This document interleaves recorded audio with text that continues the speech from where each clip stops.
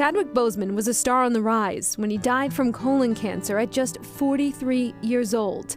While many were in shock, Vanessa Sebastian was personally devastated. That was a bad day. You go down a really bad, dark hole.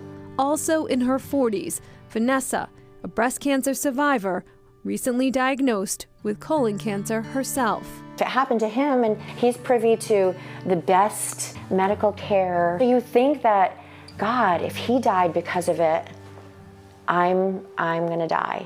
Here's the real irony. The wife and mother is a registered nurse who administers anesthetics in operating rooms, sedatives during colonoscopies.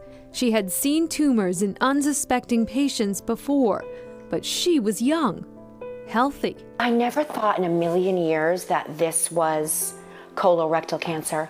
Symptoms were passed off with more plausible explanations. About 2 years that I have had this cough. But I had been worked up by a pulmonologist. I had been worked up by my ear, nose, and throat. Well, she treated herself for reflux. Like so many, she built a story around her symptoms. She had been working 2 jobs, as a nurse and also the owner of a health spa.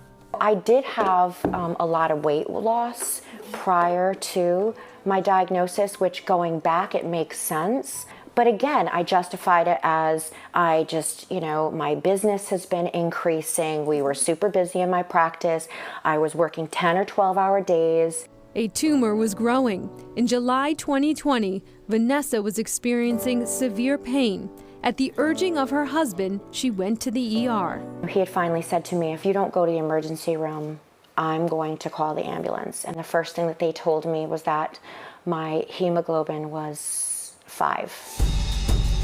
For the second time in her young life, Vanessa would walk through the doors of Dana-Farber Cancer Institute, a breast cancer survivor and now a colon cancer patient. There, she met Dr. Kimmy Ng, who says cases like Vanessa's, though still relatively rare, are increasing. It has traditionally been thought to be a disease predominantly of older people with an average age of diagnosis in the late 60s or early 70s. However, in recent years, there has been an extremely alarming trend where the rate of colorectal cancer happening in people under the age of 50 has been steadily rising at about 2% per year. And probably the most frightening thing is that we don't have a good idea what the underlying cause is right now. While researchers are working hard to find those connections, Dr. Ng says there is one certainty.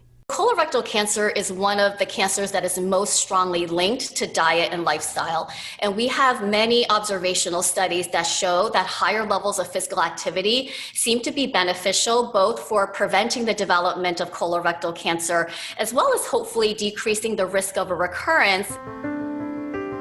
Vanessa is part of a clinical trial now underway at Dana-Farber and funded in part by the Jimmy Fund to gauge whether exercise can help alleviate the often harsh effects of chemotherapy and the potential impact on disease progression or survival. 3 times a week, Vanessa runs, walks, and lifts weights. Every step she takes is a reminder that cancer does not discriminate. And when it comes to colon cancer, early detection is key. Colorectal cancer is not usually diagnosed until it's really far along.